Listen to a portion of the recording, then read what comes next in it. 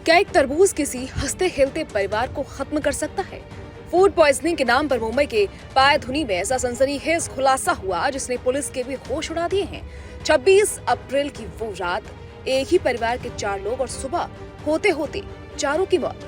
पहले लगा कि तरबूज में जहर था, लेकिन अब इस केस में एक ऐसा मिस्ट्री गवाह और मार्फिन का एंगल आया है जिसने जांच की दिशा ही बदल दी है। क्या अब्दुल्ला डुकारिया की गवाही उनकी और उनके परिवार की मौत की वजह बनी?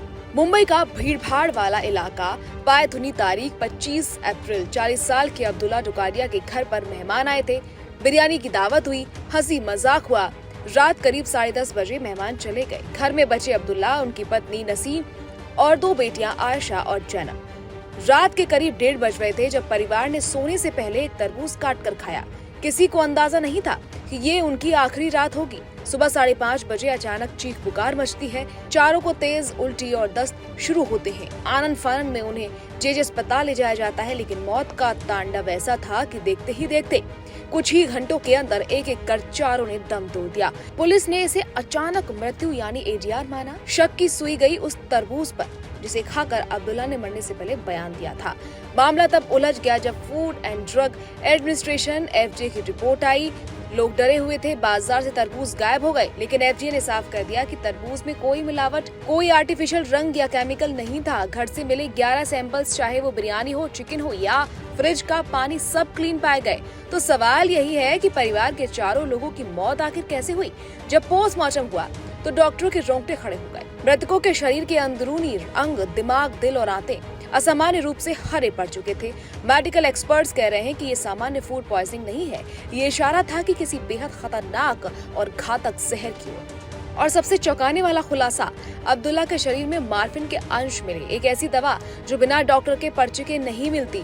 सवाल उठा कि क्या परिवार को धीमा जहर दिया जा रहा था या फिर उस रात कुछ ऐसा हुआ जो सीसीटीवी की नजरों से दूर था। अभी पुलिस मार्फिन की गुत्थी सुलझा ही रही थी कि जोगेश्वरी से आई एक महिला के बयान ने पुलिस के कान खड़े कर दिए। इस केस में अब सुसाइड की बू आने लगी है। महिला ने दावा किया है कि अब्दुल्ला की मौत कोई इत्तेफाक नहीं बल्कि एक सोची समझी साजिश हो सकती है। मामला साल 2019 का है। एक बिल्डर और एक महिला के बीच 25 लाख रुपए के नकद लेन देन का विवाद था। इस पूरे मामले में अब्दुल्ला डुकारिया ही वो शख्स थे जिन्होंने बिल्डर तक पैसे पहुंचाए थे। वो इस केस के मुख्य गवाह थे। साल 2026 में यानी इसी साल कोर्ट में उनकी गवाही होनी थी।